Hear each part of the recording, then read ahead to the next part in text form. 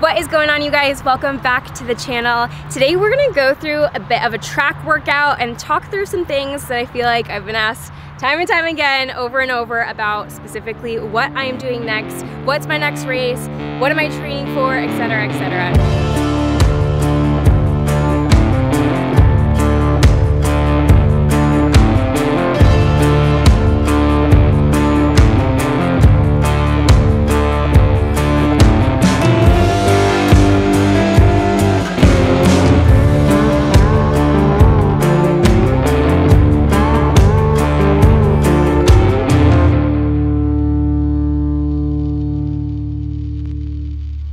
You guys have heard me say multiple times up until this point that since Leadville, my focus has been on building strength and building speed, and I finally picked a goal that I am going to achieve and work towards that's coming in the next few months. So I think sometimes, I had talked about this with some friends as well, of like, I feel like sometimes we need a necessary ending, quoting Dr. Henry Cloud, to specific seasons. It's really important, obviously, to chase our goals and really commit to our goals, but then once that goal is achieved, there are two different types of people. There are people who fall into this dopamine decline, right? Where we're like, we have all this anticipation leading up to a goal that once they achieve that goal, there's this huge drop in dopamine, so we get sad, we get kind of lost in what we're doing. But then there's also another side of it where people really try and hold on to that one specific goal instead of accomplishing that goal and then taking the time to slowly release that goal and allow us to move on, to progress, and to really learn the lessons of that individual goal and take them into the next journey. You guys have hopefully watched the BPN documentary that came out last week. I hope that you enjoyed it, but that is gonna close the chapter of Leadville 100 for me. Obviously, I'm gonna take all of the lessons that I've learned from that race and apply them to the future. But for me, it's important to close that chapter and now to progress forward and utilize some of those lessons into the next event. So make sure to stay tuned until the end of the video because we definitely are going to announce what is coming next. But until then, let's get into the workout.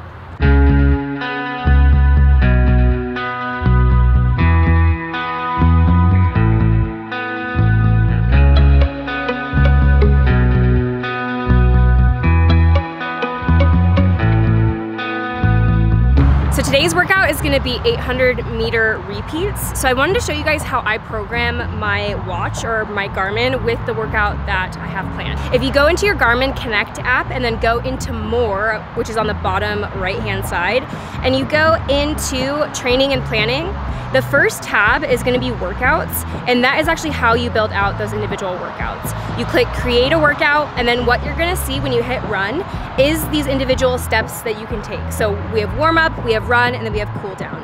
So for myself on this one, I'm going to do a 1 mile warm up. So we go into warm up, we go to duration type, and we actually switch that to distance, and we'll go 1 mile, and we'll go target type, no target, because we just want to do a free warm up. After we've programmed the warm-up, then we'll go into programming the actual interval. So we're gonna do a 0.5 mile or 800-meter run, followed by around like a 30-second, we'll say 60-second recovery. So we're gonna program that in here. We're gonna go 0, set that duration to 0.5 miles. Target type, we're gonna go for a pace of around 6:30. So I'm gonna actually give myself a little bit of a window. So we're gonna go from 6:20 to 6:35. That way it's just not bugging me every time I'm a little bit outside of that pace goal. So 6:20, 6:35, perfect. And then we'll go into recovery, and we'll go for a recovery of 1 minute here with no target type, just a full recovery.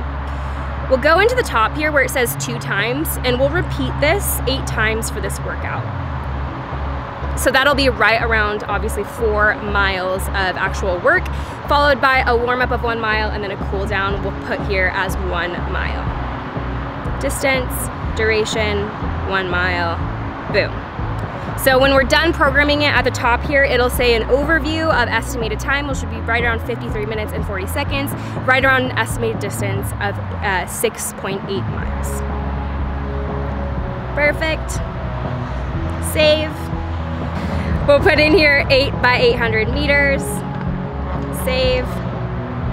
Perfect. Now when we want to send it to our watch, we'll go up here and click on the actual workout itself. Then we'll go and hit this little phone arrow button at the top, and then we'll send it to the Fenix 7, which I'm currently wearing right now, and it'll be available when it starts syncing. So when we go back to our Garmin Connect app, we can scroll up to the top. We can make sure that it's all synced, make sure that it's fully synced at the top here, and it looks like it's good. So we're good to go. So when we go in to hit run to start our workout, we'll hit this middle button. We'll hit training, workouts, and race tools. We'll scroll to workout library, and then I'm gonna scroll down to that workout that I planned here, 8x800. We'll go do workout, and then when we start this is actually gonna start our workout. So 1 mile warm up.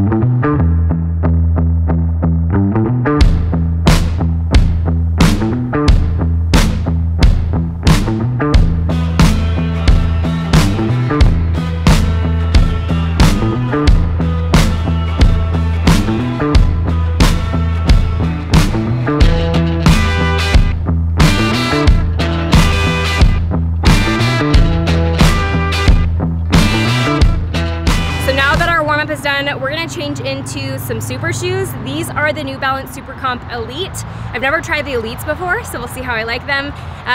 These are carbon plated, so we might get a little bit speedier than we normally do, but I'm stoked to try these out. This is actually a limited edition colorway with the New York City Marathon. So thank you, New Balance, for sending me these. I'm excited to try them out.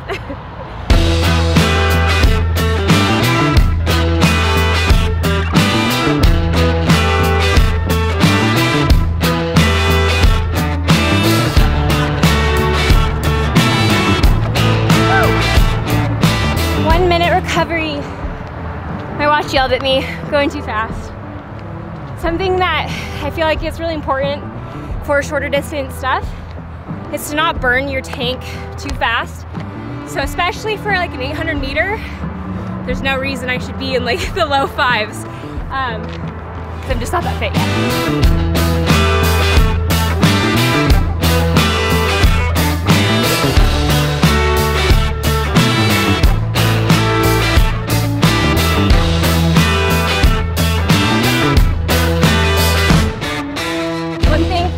I've noticed is just turnover is much harder to get post ultra.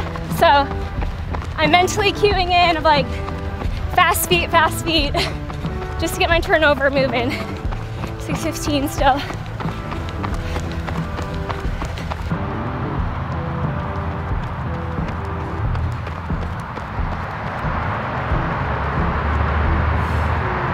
Woo. Hot. Keeps starting too fast. The goal for the next one is to not start in the 5s. I get so excited, which is really common, especially on the track, coming from like Ultrarunner distance to just want to fly.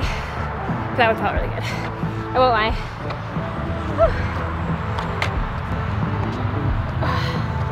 One more and we're halfway.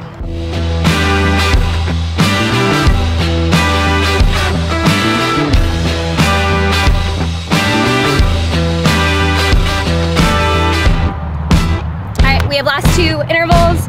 I've kind of adjusted. They've been a little bit faster, but I feel good doing that. So I'm gonna maintain kind of a faster pace, just go off of perceived rate of exertion. But here we go.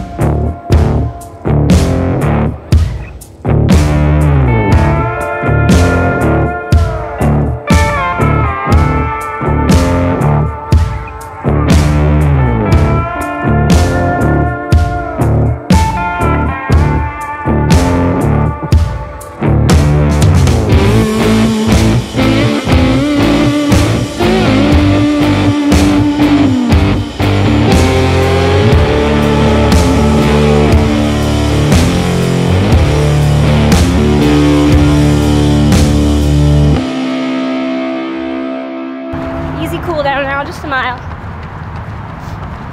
I will say, it's been a while since I've worn super shoes or like a carbon plated race shoe, and it feels significantly different. Like I really do feel like I get energy return. I think also just being on a track versus on trail, lots of factors, but it's pretty crazy that how much a difference a shoe can make and how you feel in speed. So we finished today's workout with 6.21 miles, average pace of 6:59. That's including our warm up and our cool down. So really, really good workout. Definitely more on like the VO2 max, upper tempo speed workouts, but that felt really, really good. I want to walk you guys through the stats that it walks you through on Garmin, just so we can go over that. So once the workout syncs to the app, then you can actually go in to your individual intervals. So on here, our average interval was right around 6:10, 6:12, we got 6:21, 6:26, 6:12, 6:07, 6:13, 6:13. So that being the interval pace that I was going at for, I would say like perceived effort of like an 8. Definitely not like an all-out effort, but right around I would say like a 7, 8. That felt really good. I'm excited to come back to this type of workout to see how we progress over the next couple of weeks. All right, so we just wrapped up that workout and I want to announce my next goal with you guys, and I want to give a little bit of a backstory. So just in general, I feel like after ultra running and after Leadville prep, I feel like I have slow turnover and things are just not moving in an athletic way. So the season of speed and strength was something that I brought up to you guys as kind of my focus for the next few months. But officially in January, I will be racing the Austin International Half Marathon. So you might be thinking like, how are we gonna go from a 100-miler to a 13-mile distance and like have any sort of comparison of difficulty? Well, I think for me, something that really scares me is setting time goals. Like for Leadville, you guys know I didn't set a time goal in the past for like ultras, even the one that I won. There was no time goal really. I said I wanted to get sub 6, but it wasn't something that I was adequately training for. We signed up for that like a couple days before. But I think for this event, it's the perfect event to actually set a time goal that is scary to me, that I can show up and give my all on race day and either accomplish it or not accomplish it. And that for me is something that's really scary, and obviously I don't want to fail, I don't want to let you guys down, but I think having a time goal in mind is something that I need right now. And I talked about this on Instagram, but the Chris Williamson podcast, Modern Wisdom, he references this one quote and it just keeps playing in my mind over and over and over again. It is, the magic you are looking for is in the work that you're avoiding. And I feel like for me over the past several months training for Leadville, I was really focused on these really long workouts in the mountains because of course that was my goal for Leadville. But since coming out of that, I feel like I have been avoiding these like scary time goals and really, really pushing my body in a way that's really challenging that side of my endurance. So I really want to start the new year off by accomplishing a really tough and challenging goal for me and see what I'm capable of. So I am going to be hitting a sub 1:30 half marathon at the Austin International Half. A 1:30 half marathon brings us to an average pace of 6:52. So we're gonna dip under the 7-minute mile and we're gonna race at around a 6:52 minute per mile for the entire 13.1 miles at Austin International Half.